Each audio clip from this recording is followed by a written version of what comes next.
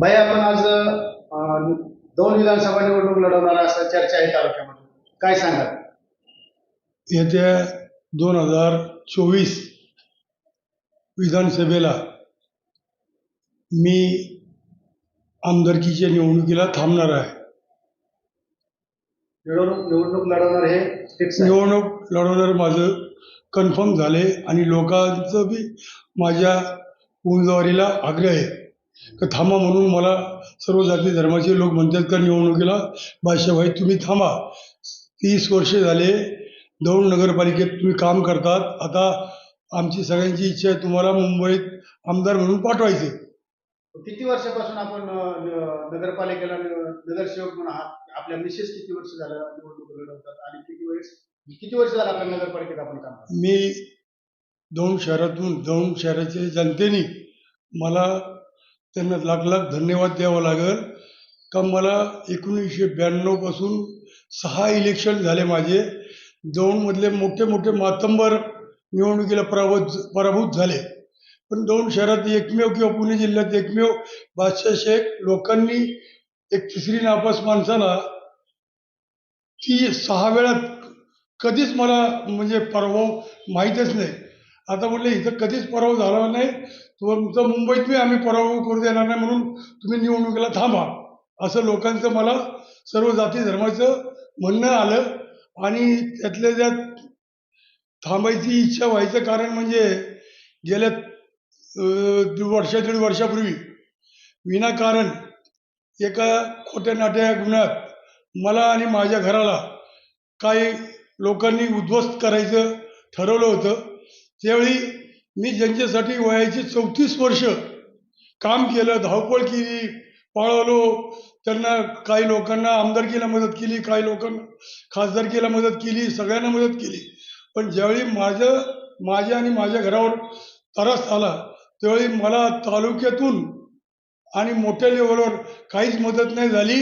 विनाकारण मी 52-54 दिवस जेलमध्ये बसून आलो आणि लोक बसून आले. त्याचा वचपा बादशाहभाई आम्हाला काढायचं म्हणून तुम्ही आमदारकीला थांबा असं आम्हाला लोक म्हणतात. आणि मी 30 वर्षात कधी मला स्वप्नात नाही आलं का आमदारकीला थांबावं, पण ह्यावेळी माझं पक्क झालं का मी आमदारकीला थांबल. बरं, कोणत्या पक्षाकडून आपल्याला काही ऑफर आली का? मला जरांगे पाटलाकडून एक 15 ते 20 आमचे मराठी बांधव भेटले होते. ते म्हटले बादशाहभाई आपण आंतरवाली सराटीत जाऊ, जरांगे पाटलाला भेटू, आपण तिथून आपण तुमच्यासाठी उमेदवारीसाठी मागणी करू आणि जरांगे पाटील साहेब आपल्याला उमेदवारी देतात. दुसरं मला वंचित बहुजन पक्षाचे बी काही लोक भेटली. त्यांनी म्हटलं बा तुम्ही साहेबांकडे गेले, चला आमच्याकडं आंबेडकर साहेबांकडं, आपण तिकडे तुमच्यासाठी तिकीटचं देऊ. तिसरं महत्त्वाचं म्हणजे आपलं बहुजन पक्ष आहे ना, ते मायावती हत्तीची निशाणी, मला तिथून मी ऑफर होती महाराष्ट्र प्रदेशकडून का बादशाहभाई तुम्ही थांबत असाल तर आपण देऊ. म्हणजे 2-3 जणांकडून अपेक्षा आहे. पण त्याच्या व्यतिरिक्त आणखी माझ्या मनात काही चाललंय. मला वाटतं मी पुढच्या आठवड्यात एक पत्रकार परिषद घेणार आहे, त्यावेळी मी खुलासा करेल. आणि निवडणुकीला थांबायचं महत्त्वाचं कारणच हे काही सगळे कोणता बी गट असो, कोणताही पार्टी असो, सगळे स्वार्थी मतलबी लोग का बाजार है ये. और इसके वास्ते अपने अपन नसीब पुनः में एक टाइम नगर सेवक को ठहरता आदमी, दूसरे टाइम आमदार के ठहर के आमदार होगा, और मैं 6 टाइम निवड़ के यहाँ आ रहा हूँ. मैं यहाँ नगर पालिका के गटर में घूम गया, मेरे को जानते ना मुंबई को. उल्टा जिसके वास्ते मैं 34 साल काम करा, उनने सगळ्यांनी म्हणजे ते थोरात असो, कुल असो किंवा अप्पा पवार असो, त्यांनी म्हणायला पाहिजे बादशाहभाई आता तुम्ही 34 वर्ष आमच्यासाठी केलं, आमच्या आईबापासाठी केलं, आता तुम्ही उमेदवार थांबा, आम्ही तुम्हाला मदत करतो. ते म्हणतच नाही. कायम कुल थोरात अल्लाह अधिकार और जगदले अप्पा पवार, और हमारे को भी अल्पसंख्यक वाले को मदत करो ना तुम लोग. आणि बड़ापन निकाओ. महाराष्ट्र में एक अलग संदेश जाऊन दे का कुल थोरात जगदळे पवार सगळ्यांनी मिळून मुसलमानाचा उमेदवार दिला, त्याला निवडून आणलं, असं काहीतरी जाऊन तालुक्यातून काहीतरी संदेश जाऊन दे ना महाराष्ट्राला का तुम्हालाच पाहिजे सगळं, म्हणून मी तुम्हाला पाहिजे असेल तर मी का नको. बरं. मैं भी 34 साल हो गए बड़े बड़े नेते के साथ इनके साथ उठायला बैठेला आहे. आता तुम्हाला जे तुमच्या कुटुंबावर आणि तुमच्यावर जो गुन्हा दाखल झाला, तुम्हाला 52 दिवस आतमध्ये बसायला लागलं, तर तो प्रसंग कसा होता तुमचा? खराब काय वाटतं माझ्या दौंडचे आमचे कुलदैवत भैरवनाथ महाराज है. हमारे अल्लाह की कसम, खुदा की कसम, माँ बाप की कसम, एक कौड़ी का भी उसमें हमारा रोल नहीं था. और उसमें मेरे को बड़े लेवल पे फंसाए, बड़े लेवल पे फंसाए, हमारे विरोधक ने फंसाए. पर मेरे साथ जिसके साथ मैं उम्र के 34 साल घला है, उनने भी हाथ बन के मेरा सबने तमाशे देखे ना. और फिर वो सब तमाशे देखते रहेंगे, वो तो विरोधक है ही, और जो साथ में रह उन्होंने भी मेरी कबर खोदी नहीं बोल के मेरे को निवडणूक उठेरने का. तुम्ही इतके वर्ष आप्पांचं काम केलं, आप्पांबरोबर साथ राहिले, मग त्यांच्याच विरोधात उभं राहायचं म्हणजे एकंदर कसं वाटतं? काय म्हणले? आप्पा रमेश आप्पांच्या बरोबर तुम्ही खांद्याला खांदा लावून काम केलं, हा. तर त्यांच्याच विरोधात आज उभं राहताना कसं वाटतं तुम्हाला? काय सांगा? नाही नाही, मी सुभाष अण्णा, कैलासवासी सुभाष अण्णा कुल, राहुल कुल यांची मातोश्री, त्याच्यानंतर रमेश आप्पा, सगळ्यांचं काम केलं मी, सगळ्यांचं काम केले, हे सगळ्यांचं काम केले, पवारांचं काम केले. पण यांनी सगळ्यांनी मला एक दमडीची बी कुठं मदत केलेली नाही. मला आणि माझ्या घरच्या लोकांनी 52 दिवस भोगलो, आम्ही लय भोगलो, रडलो रात्रंदिवस. आम्ही तिथं रडत होतो, मी घरचे इथं रडत होते.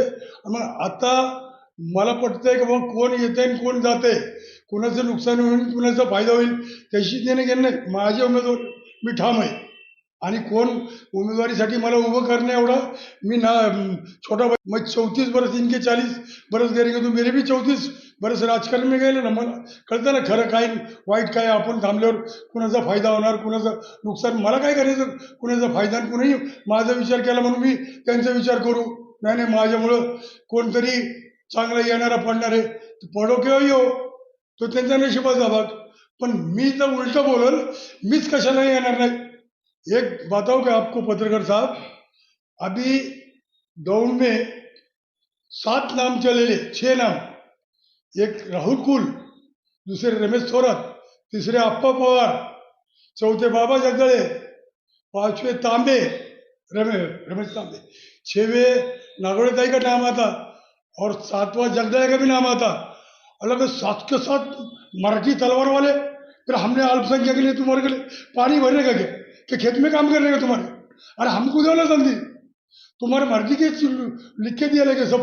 त्यांनीच उभं राहायचं, त्यांनीच कारखाना, त्यांनीच आमदारकी, त्यांनीच खासदारकी. अरे द्या आम्हाला, लोकांना द्या, बहुजन लोकांना द्या. याच्यासाठी बहुजन समाज बहुतेक माझ्या संघ येणार आहे. त्यात तेली, माळी, साळी, कोळी, मराठी सब हमारे साथ आने वाले मेरे साथ बोल के मैं मेरी उम्मीदवारी भरने वाला, उम्मीदवारी फॉर्म. बरं, आता तुम्ही निवडणुकीला सामोरं जातात, लोकांपर्यंत काय म्हणजे कशा पद्धतीने सामोरं जाणार? काय तुमच्या डोक्यात प्लॅन आहे का तालुक्याचा, किंवा तालुक्याचा मी अशा प्रकारे विकास करू शकतो किंवा कामं करू शकतो, असं काय आहे का डोक्यात? पण जसं नगरपालिकेत 30 वर्ष लोकांची सेवा केली, तसं तालुक्याची सेवा करणं आणि विकास जेवढं होईल तेवढं. असं बारकाईने बघायला गेलं तर सब पैसे तो शासन भेजतच ना, रस्ते के, कचरे के, वो क्या बोलते वो गटर के, इसके उसके सब आते ही रहते हैं. खाली आपला आपला जाके पैसे लेके आने का, इधर काम करने को लगाने का, बाकी क्या है उसमें. तुम्हाला एक शेवटचा प्रश्न आहे आता, की आप्पा आणि दादा या दोनच गटाभोवती राजकारण तालुक्याचं फिरतं. हो. पण लोकसभेच्या निवडणुकीच्या दरम्यान दादांनी रमेश आप्पांना एक पेढा भरवला होता. हो. ही काय जनतेला काय रुचलेलं दिसत नाही, अशी चर्चा आहे तालुक्यामध्ये. तुम्ही कसं पाहता याच्याकडे? मला असं पाहिजे बाबा, संजय राऊत येतात, ते म्हणतात 550 कोटीचा घोटाळा केला आमदार राहुल कुलनी, आणि मग रमेश आप्पा प्रत्येक सभेतून बोलतात, आणि त्याच्यानंतर एकमेकाला पेढे चालतात, आणि दुसऱ्याच्या घरावर नांगर फिरतात. कार्यकर्त्याचे भावाभावात भांडणं चालू आहे, भावाभावात भांडणं, चाचा भतीजे, बाप बेटे में झगड़े, आणि पेड़े खिला रहे. तो मेरे को ऐसा बोल रहे हैं जनता को कि दोनों को घर कुछ पेड़े खिलाने को बिठाओ, इनको मत भेजो, हमारे इसी गड़े बागड़े को भेजो मुंबई को, असं बोलायचं मला.